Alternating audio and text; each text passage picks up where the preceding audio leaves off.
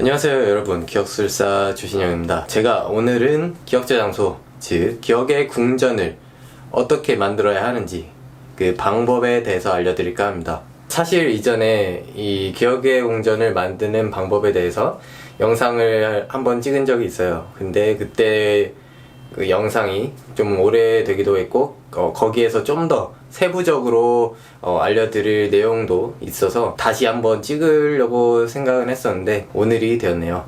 한 가지 알아두셔야 할 것은 이 영상은 여러분들께 기억하는 방법을 알려드리는 게 아니라 기억술 단계 중에서 저장 단계에 필요한 기억 저장소를 만드는 방법에 대해서 알려드리는 것입니다. 기억술과 그 세부적인 기억법들은 제가 강의 영상을 올려놓은 바가 있으니까 그걸 참고해 주시면 되겠습니다. 자, 기억의 궁전, 기억 저장소를 짓기 위해서는 6개의 단계를 알 필요가 있습니다. 자, 첫 번째로는 기억 저장소로 삼기 위한 또 기억의 궁전으로 삼으려고 하는 그 장소를 먼저 선정해야겠죠. 그 기억 저장소라는 게 뭐 사진이 될 수도 있고 그림이 될 수도 있고 어떤 사물이 될 수도 있고 다양하게 무엇이든지 기억 저장소가 될 수 있지만 지금은 그 장소 기반의 저장소, 즉 기억의 궁전을 어떻게 만드는지에 대해서 자세히 알려드리는 겁니다. 그래서 먼저 장소를 선정해야 되는데 장소 선정을 하실 때는 기억 저장소화하기 적합한 장소를 선정해야겠죠. 그런 장소들은 대부분 포인트 간의 구분이 용이해야 합니다. 포인트 간의 구분이 용이하다는 것은 그 장소를 이루는 구성물들끼리 뭔가 특색이 있거나 어떠한 기능적인 것으로 구분을 지을 수 있다는 뜻이 되기도 합니다.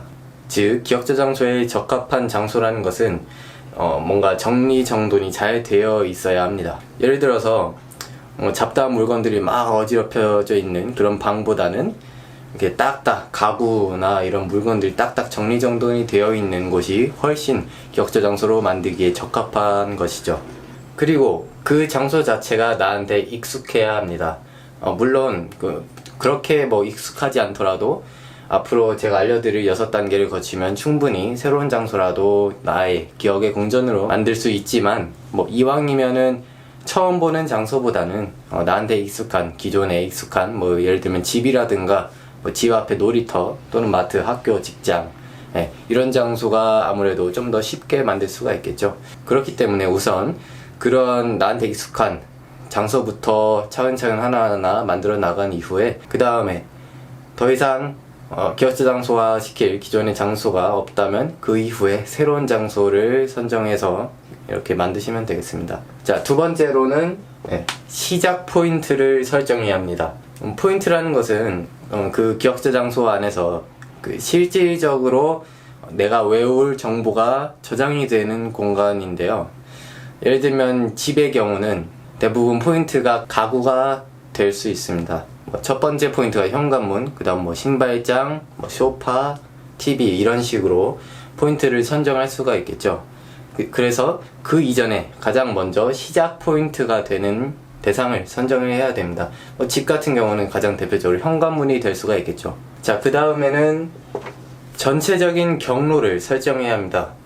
우선 시작 포인트를 딱 정했으면 그 시작 포인트를 기점으로 해서 어떤 방향으로 이렇게 걸어갈지, 어떤 그 루트로 포인트를 설정해 나갈지 정해야 합니다. 경로를 설정하실 땐 기존에 내가 익숙한 그런 루트로 설정하는 것이 좋겠죠. 이렇게 해야만 포인트 간의 순서가 헷갈리지 않고 차례차례 순서대로 포인트를 기억할 수 있습니다. 자, 그 다음엔 포인트를 설정해야겠죠. 그렇게 시작 포인트를 정하고 어떤 경로로 지나갈지 설정을 했다면 이제 그 경로를 바탕으로 해서 실제 그 포인트를 하나하나 정해 나가는 겁니다. 포인트가 될 수 있는 것은 무엇이든 될 수 있어요. 문이 될 수도 있고 벽면이 될 수도 있고 창문이 될 수도 있고 그리고 가장 대표적으로는 가구들이 될 수 있겠죠. 그래서 가장 쉽게는 이렇게 가구 단위로 설정을 하시면 되겠습니다. 만약에 집, 건물 안이 아니라 실외라면은 예를 들어서 공원 같은 경우 벤치가 포인트가 될 수도 있고 어떤 큰 나무나 놀이터, 운동기구 이런 것들이 포인트가 될 수가 있겠죠. 그리고 포인트 설정을 할 때 주의할 점이 포인트 간의 거리가 너무 가까우면 안 됩니다. 포인트 간의 거리가 너무 가깝다 보면은 나중에 헷갈리게 될 수가 있어요. 뭐 순서가 바뀐다거나 아니면 뭐 포인트 중간중간 포인트를 건너뛴다거나. 그렇기 때문에 포인트 간의 거리는 뭐 실내 같은 경우는 가구 단위가 가장 좋은 겁니다. 가령 뭐 그런 분들이 계세요. 뭐 어떤 사물이나 가구를 또 거기 그 안에서 세분화해 가지고 포인트를 설정을 할 수도 있는데, 예를 들면 뭐 선반의 맨 위칸, 그 다음 칸, 그 아래 칸, 그리고 맨 마지막 맨 아래 칸, 이런 식으로 또 칸별로도 하고 또 상중하 뭐 이렇게 할 수도 있어요. 물론 그렇게 할 수도 있지만 장단점이 있는 겁니다. 그렇게 할 경우 물론 그 저장소의 포인트를 효율적으로 좀 더 최대한 포인트를 많이 확보할 수 있는 반면에, 그거를 헷갈리지 않고 정확하게 나의 기억 저장소로 만드는 그런 시간과 노력이 오래 걸리겠죠. 또한 나중에 이걸 실제로 기억 저장소를 써가지고 대상을 외울 때 실수할 확률이 높아지게 됩니다. 그래서 일단은 처음 하시는 분들은 가구 단위로 설정하시는 걸 추천드립니다. 자, 그 다음 이렇게 포인트 설정을 했으면 관찰하고 상상을 해야 합니다. 자, 포인트를 다 설정을 했죠. 그러면 그 포인트들을 중점으로 세심하게 관찰을 하고, 그리고 또 눈을 감고 관찰한 것을 그대로 떠올려 보는 것입니다. 이렇게 관찰하고 상상하는 것, 이 작업을 거쳐야만 온전히 나의 기억 저장소로, 기억의 궁전으로 만들 수 있는 것입니다.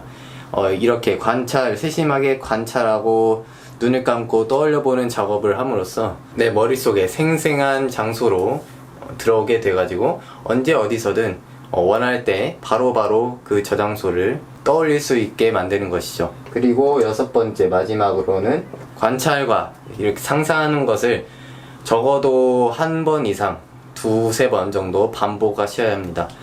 그냥 관찰하고 상상하는 것을 한 번만 한다고 해서 바로 머리에 들어오는 것이 아니기 때문에 이렇게 반복을 해줌으로써 완전한 내 것으로 만드는 과정을 거치는 것이죠. 자, 여러분들의 이해를 돕기 위해서 제 책상을 한번 기억 저장소로 만들어 보도록 하겠습니다. 자, 책상 위에 물건들이 있죠. 일단은 먼저 이렇게 장소 선정을 한 겁니다. 첫 번째, 내 책상 위를 일단은 보통은 이렇게 장소 단위, 뭐 집 또는 학교 이렇게 큰 단위로 하지만 일단은 여러분들 이해를 돕기 위해서 예시를 드는 거니까 작긴 하지만 책상을 한번 예로 들어보겠습니다. 자, 먼저 이렇게 장소 선정을 했으면 그 다음으로는 시작 포인트를 설정해야겠죠. 뭐 예를 들어서 맨 오른쪽 이 마이크를 시작 포인트로 설정해서 이렇게 오른쪽으로 크게 도는 방향으로 전체적인 경로를 설정을 하는 겁니다. 자, 그런 다음에 이제 실질적으로 포인트 설정을 해 나가야겠죠. 자, 첫 번째 포인트는 마이크예요. 마이크. 자, 마이크. 첫 번째 포인트는 마이크. 그 다음 두 번째 포인트는 저 뒤에 스피커. 그 다음에 또 옆에 뭐가 있죠? 네, 필통이 있어요. 필통. 그 다음에 자, 모니터가 있고요. 자, 모니터가 있고, 자, 그 앞에 볼게요. 네, 마우스와 키보드. 그 다음에 또 스피커가 있죠. 그리고 또 스피커 앞에 스탠드가 있고요. 네, 이런 식으로 어떤 사물 또는 가구 단위로 포인트 설정을 하시면 되겠습니다.